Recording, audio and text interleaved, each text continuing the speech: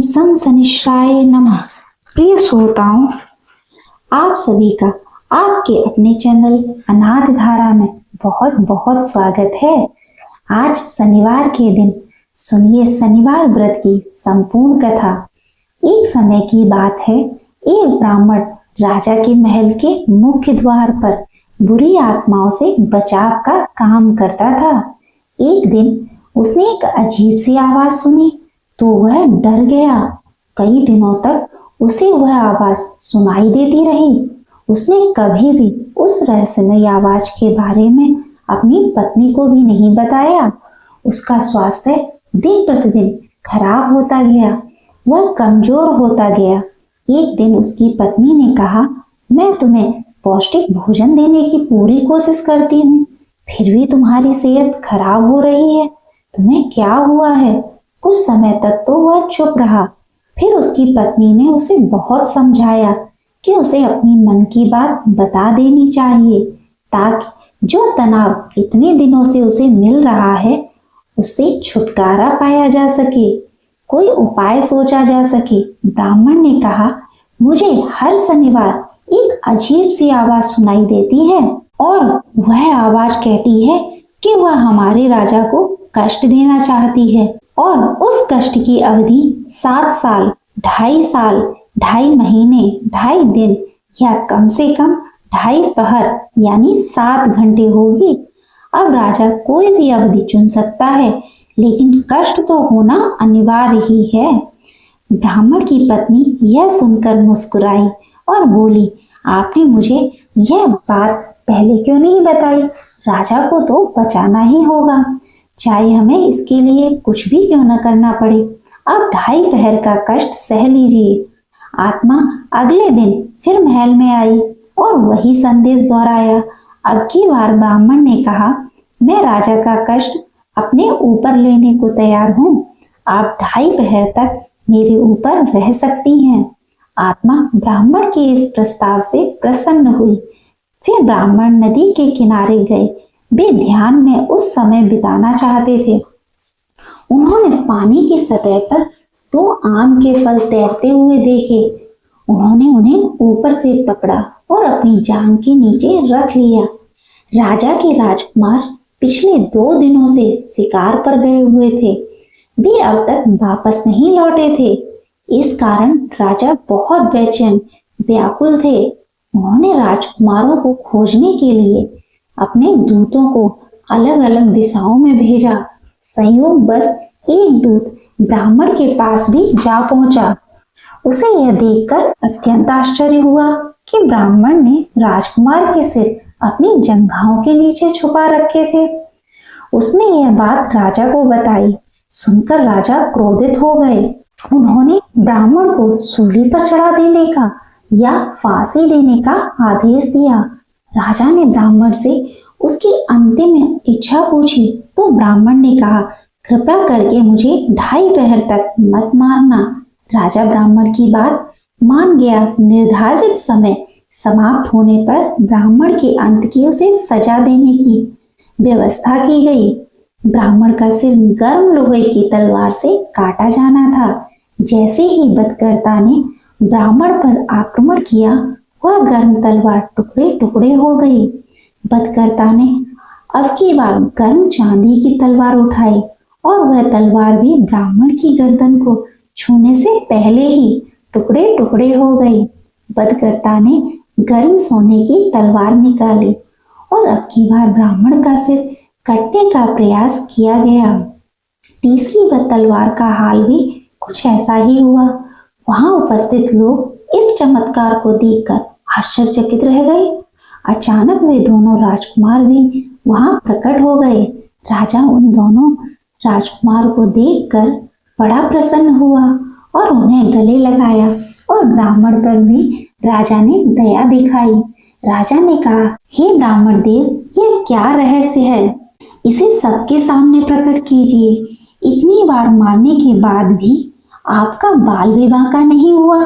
तब ब्राह्मण ने कहा, हे राजन, शनि आपको कष्ट देना चाहते थे। मैंने आपको और राज्य को बचाने के लिए आपका कष्ट अपने ऊपर ले लिया। शनिदेव ने आम को मानव सिर के रूप में प्रकट कर दिया था। क्या मैं राजकुमारों को मार सकता था? मैं तो हमेशा से इस राज्य का रक्षक रहा हूँ। मैंने सदैव आपका और राज्य का भला ही चाहा है। राजा ने कहा, हे ब्राह्मण, मुझे तो आपकी बातों पर विश्वास नहीं है। मैं स्वयं शनिदेव को देखना चाहता हूँ, और अगर आप मुझे नहीं दिखाएंगे तो आपके पूरे परिवार के सभी सदस्य चक्की में पीस दिए जाएंगे। अब की बार तो राजा की यह बात सुनकर ब्राह्मण देवता कांपने लगे। उन्होंने 1 सप्ताह का समय मांगा। इसके बाद वह अपने घर गए तो उनकी पत्नी ने, जो बहुत चतुर और बुद्धिमान थी, ब्राह्मण देवता को देखकर कहा, क्या बात है, आप पीले और भयभीत लग रहे हैं, क्यों डरे हुए हैं? ब्राह्मण देवता ने कहा, भाग्यवान, शनिदेव ने ही मुझ पर यह कष्ट डाला है। मैं तो तुम्हारी सलाह मानकर पहली बार बच गया। अब अगर मैंने शनि ग्रह को राजा के सामने प्रकट नहीं किया तो हम सब चक्की के पहियों के नीचे कुचल दिए जाएंगे। ब्राह्मण की पत्नी ने कहा, धैर्य रखो, आपने एक नेक काम के लिए अपनी जान जोखिम में डाली है। शनिदेव हमारी सहायता अवश्य करेंगे। ब्राह्मण ने चैन की सांस ली। तब उसकी पत्नी ने कहा, राजा से कहो कि आने वाले शनिवार को वे सुबह जल्दी उठें। शनिदेव के काले पर्वत के नीचे काले घोड़े पर सवार होंगे। वे तेल से भीगे हुए काले कंबल से ढके होंगे। राजा उनके दर्शन कर सकते हैं। अगले शनिवार को ब्राह्मण राजा को काले पर्वत पर ले गया। एक काली परछाई काले घोड़े पर सवार थी। राजा ने पूछा, तुम कौन हो? शनिदेव ने कहा, राजन, मैं शनि हूँ। मैं गरीबों और राजाओं दोनों को एक समान रूप से कष्ट देता हूँ। मैं किसी में भेदभाव नहीं करता। राजा ने कहा, शनिदेव, हम आपको प्रकोप से कैसे बच सकते हैं? शनिदेव ने कहा, धनवानों को शनिवार को एक काला घोड़ा या 1.25 पन सोना दान करना चाहिए। मध्यम आय वर्ग के लोग लोहा और काले कंबल दान कर सकते हैं। निर्धन लोग तेल लगी रोटी एक काले कुत्ते को दे सकते हैं, और भी निर्धन लोग एक पीपल के पेड़ में जल अर्पित कर सकते हैं और पीपल की जड़ में थोड़ा गुड़ रख सकते हैं। पेड़ को कच्चे सूत या कच्चे धागे से लपेट सकते हैं। सुनकर ब्राह्मण देवता ने कहा, हे शनिदेव, आप कृपया हमारे राजा को कष्ट मत दीजिए। राजा पर आपका प्रकोप अगर हुआ तो वह हमारे नगर को भी प्रभावित करेगा। हे शनिदेव, मैं भविष्य में भी आपके प्रकोपों को सहन कर सकता हूँ। शनिदेव अचानक अपने काले घोड़े के साथ गायब हो गए और इधर राजा अपने महल में वापस लौट आया। अब वह ब्राह्मण से बहुत प्रसन्न था, क्योंकि उसने साक्षात सब कुछ अपनी आंखों से देखा था। जब ब्राह्मण ने सारी घटना अपनी पत्नी को बताई तो सुनकर वह भी बहुत प्रसन्न हुए, और इस प्रकार से राजा भी शनिवार के नियमों का पालन करने लगा। अब तो उसने पूरे राज्य में घोषणा करा दी कि हर कोई अपनी सामर्थ्य, अपनी श्रद्धा के अनुसार शनिदेव का पूजन किया करे, ताकि शनिदेव के प्रकोप से बचा जा सके। आइए अब आपको शनिदेव की दूसरी कथा भी सुनाते हैं। एक बार की बात है कि सभी नवग्रहों में, जिनमें सूर्य, चंद्र, मंगल, बुध, बृहस्पति, शुक्र, शनि, राहु और केतु में विवाद छिड़ गया कि इन सब में बड़ा कौन है। तभी आपस में विवाद करने लगे, लेकिन कोई निर्णय न निकला। तब देवराज इंद्र के पास वे निर्णय कराने पहुंचे। सभी ग्रहों को अपने सामने उपस्थित देखकर इंद्रदेव घबरा गए। फिर उन्होंने निर्णय करने में अपनी असमर्थता जताई, परंतु उन्होंने यह भी कहा, इस समय पृथ्वी पर राजा विक्रमादित्य का राज है, जो कि अति न्याय प्रिय है। वे ही इसका निर्णय कर सकते हैं। तब सभी ग्रह एक साथ राजा विक्रमादित्य के पास पहुंचे और अपना विवाद बताया, साथ ही निर्णय करने के लिए भी कहा। राजा विक्रमादित्य इस समस्या से चिंतित थे क्योंकि वे जानते थे कि जिस क्योंकि वे जानते थे कि जिस किसी को भी छोटा बताया वही क्रोधित हो उठेगा। तब राजा को एक उपाय सूझा। उन्होंने स्वर्ण, रजत, कांस्य, पीतल, शीशा, रांगा, जस्ता, अभ्रक और लोहे से 9 सिंहासन बनवाए और उन्हें इसी क्रम से रख दिया। फिर उन सब से निवेदन किया, आप सभी अपने अपने सिंहासन पर स्थान ग्रहण करें। जो भी अंतिम सिंहासन पर बैठेगा वही सबसे छोटा होगा। इसके अनुसार लौ सिंहासन सबसे बाद में होने के कारण शनिदेव सबसे बाद में बैठे तो वही सबसे छोटे कहलाए। अब शनिदेव को लगा कि राजा ने ऐसा जानबूझकर किया है, तो वह क्रोध में आकर राजा विक्रमादित्य से बोले, राजा तू मुझे नहीं जानता। सूर्य एक राशि में 1 महीने, चंद्रमा 2.25 दिन, मंगल 1.5 दिन, बृहस्पति 13 महीने और बुध और शुक्र 1-1 महीने विचरण करते हैं, लेकिन मैं 2.5 से 7 साल तक रहता हूँ। बड़े बड़ों का मैंने विनाश किया है। श्री राम की 7.5 आई थी तो उन्हें वनवास हो गया। रावण की आई तो उसकी लंका को वानरों की सेना से हराना पड़ा। अब तुम सावधान होकर रहना। ऐसा कहकर कोपित हुए शनिदेव जी वहां से चले गए और तब अन्य ग्रह भी खुशी खुशी चले गए। कुछ समय बाद राजा की 7.5 आई। तब शनिदेव घोड़े के सौदागर बनकर वहां आए। उनके पास कई सारे बढ़िया घोड़े थे। राजा ने यह समाचार सुनकर अपने अश्वपाल को अच्छे अच्छे घोड़े खरीदने की आज्ञा दी। उसने कई अच्छे घोड़े खरीदे और एक सर्वोत्तम घोड़े को राजा की सवारी करने दिया। अब जैसे ही राजा उस घोड़े पर सवार हुआ, वह घोड़ा सरपट वन की ओर भागा और घने जंगल में पहुंचकर वह अंतर ध्यान हो गया। अब राजा भूख प्यास से भटकते रहे। तब एक ग्वाले ने उन्हें पानी पिलाया। राजा ने प्रसन्न होकर उसे अपनी अंगूठी दी। वह अंगूठी देखकर राजा अपने नगर को चल पड़े। वहां उन्होंने अपना नाम उज्जैन निवासी बीका बताया और वहां उन्होंने एक सेठ की दुकान में रुककर जलपान किया। कुछ देर रुककर आराम भी किया। भाग्यवश उस सेठ की उस दिन खूब बिक्री हुई। अब सेठ रूप बदले हुए राजा विक्रमादित्य को अपने साथ अपने घर ले आया। वहां पर राजा ने खूंटी पर देखा कि एक हार टंगा हुआ है जिसे खूंटी निकल रही है। देखते ही देखते थोड़ी देर में पूरा हार गायब हो गया। तब सेठ ने वापस आने पर देखा कि हार तो गायब है। सेठ ने समझा कि बीका ने ही उसे चुराया है। फिर तो सेठ ने कोतवाल के पास उन्हें पकड़वा दिया। अब उस नगर के राजा ने भी राजा विक्रमादित्य को चोर समझकर उनके हाथ पैर कटवा दिए और नगर के बाहर फेंकवा दिया। वहां से एक तेली निकल रहा था जिसे दया आई और उसने बीका को अपनी गाड़ी में बिठाया। वह अपनी जीभ से बैलों को हाँकने लगा। उस समय तक राजा की शनि दशा समाप्त हो गई। वर्षा ऋतु आने पर राजा मल्हार गाने लगे। राजा जिस नगर में थे वहां की राजकुमारी मन भावनी को उनका गाना इतना पसंद आया कि उसने मन ही मन प्रण कर लिया कि वह उस राग गाने वाले से ही विवाह करेगी। राजकुमारी ने दासी को राग गाने वाले को ढूंढने को भेजा। तब दासी ने बताया कि वह तो एक चौरंगिया अर्थात अपाहिज है, परंतु राजकुमारी नहीं मानी।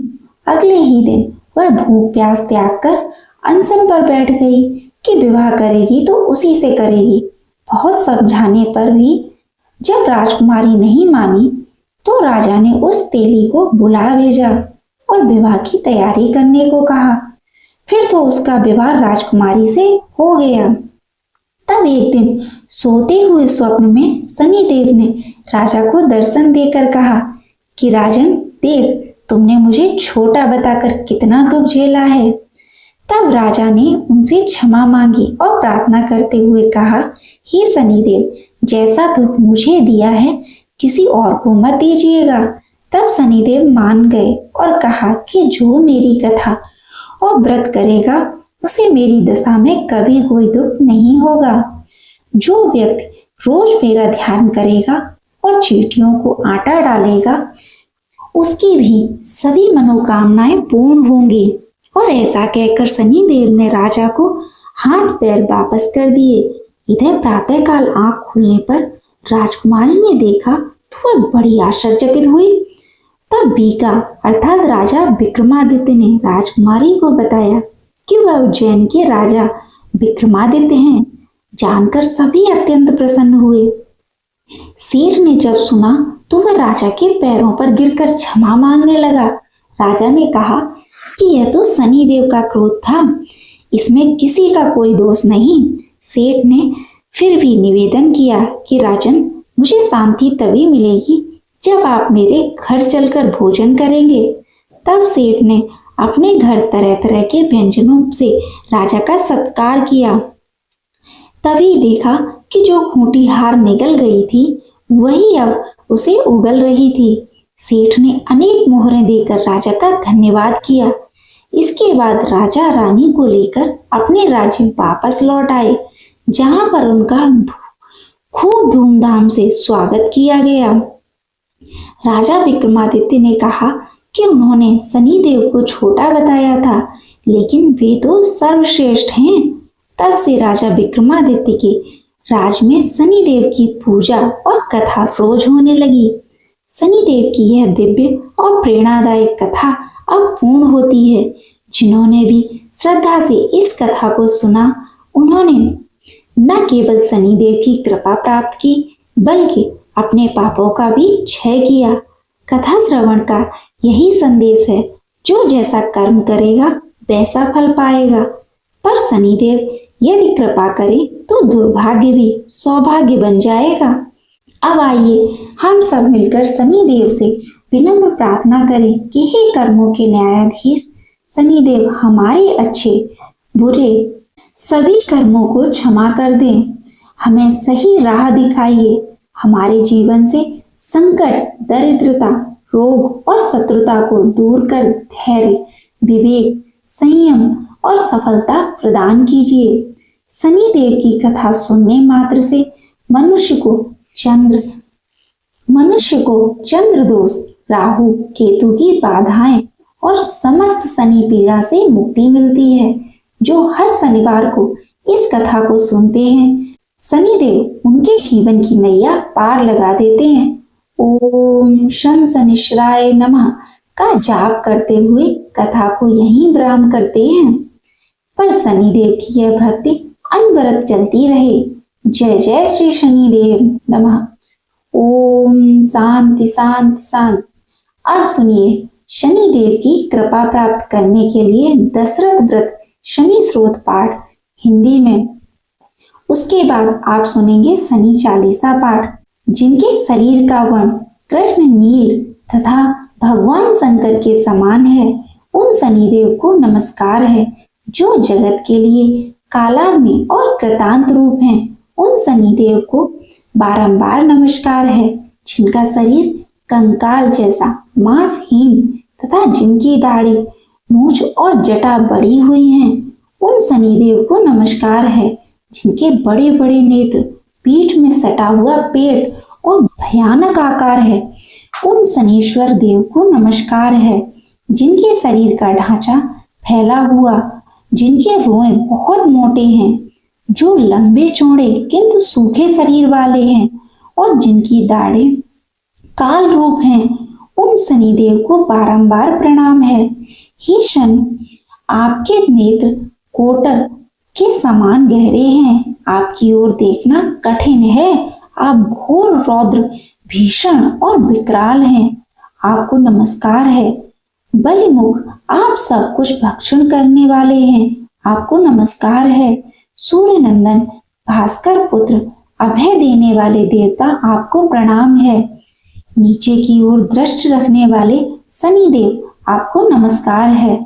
सर्वत्र आपको प्रणाम है। मंद गति से चलने वाले शनीश्वर, आपका प्रतीक तलवार के समान है, आपको पुनः पुनः प्रणाम है। आपने तपस्या से अपनी देह को दग्ध कर लिया है। आप सदा योगाभ्यास में तत्पर, भूख से आतुर और अतृप्त रहते हैं।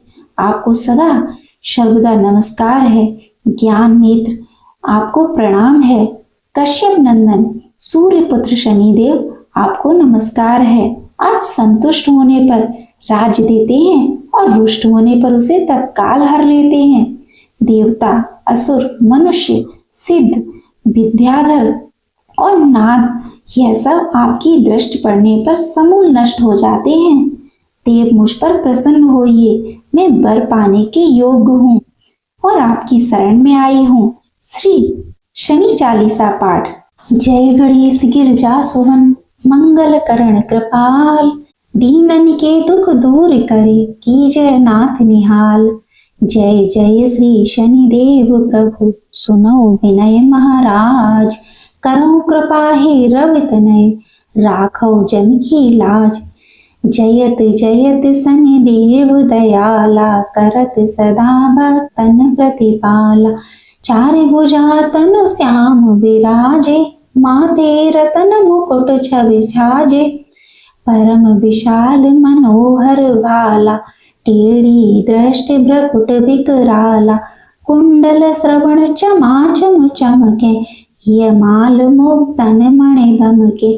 कर में गदा त्रिशूल कुठारा, पल बिच करे अरहि संहारा। पिंगल कृष्णो छाया नंदन, यम कोड़ास्त रौद्र दुख भंजन। सौर्य मंद शनि दस नामा, भानुपुत्र पूजहि सब कामा।